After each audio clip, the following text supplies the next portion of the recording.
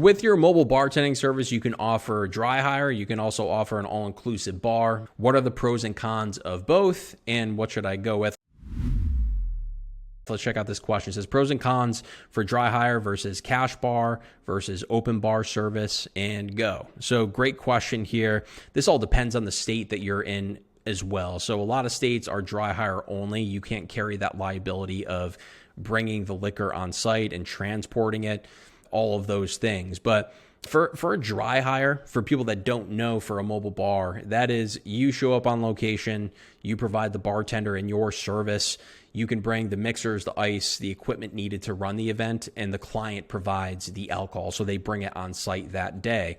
So for a dry hire, the drawbacks are it's not all inclusive. So for the client, when they want a mobile bar, what they're hiring somebody in a mobile bar service to do is to take that off their plate in a lot of ways. And you are taking a lot of that off their plate with providing the service and bartenders. That's the most important thing. But there is that aspect of trying to figure out what alcohol to bring. How many bottles should I get? Should I get bottles or should I get a keg? What do you think? And that's where it's important for you to be prepared and understand, hey, I know exactly what to get. You can order it, just bring it on site. But it does add a little headache for that reason, and it is a little bit harder to sell. So we do both. We do dry hire as well as a full service open bar.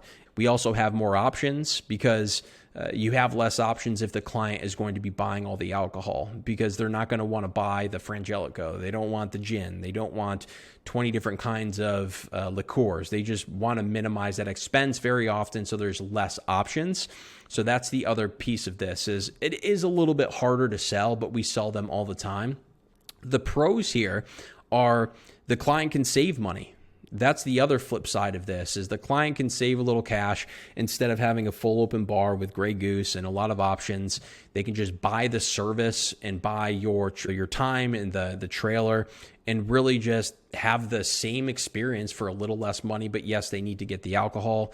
And the other pros is there's less liability for you. Whenever it's your alcohol on site and you're the one technically selling the alcohol, there's more liability for that. For cash bar, we rarely do these, but you'll make a lot more money. That's the good part. For cash bars, people do have, if it's an open bar, people are always fired up when drinks are free. So they complain less, but when they're paying for the drinks, they expect more. There's people that will complain a little bit, but cash bars are great. And then open bar, already touched on this. It's all inclusive. It's all there, but you're taking on a little bit more liability, but it allows you to make more profit margins when you can just say, hey, we provide everything. Here's our prices. And they're not looking at the itemized pieces of what does this alcohol cost? What does this cost?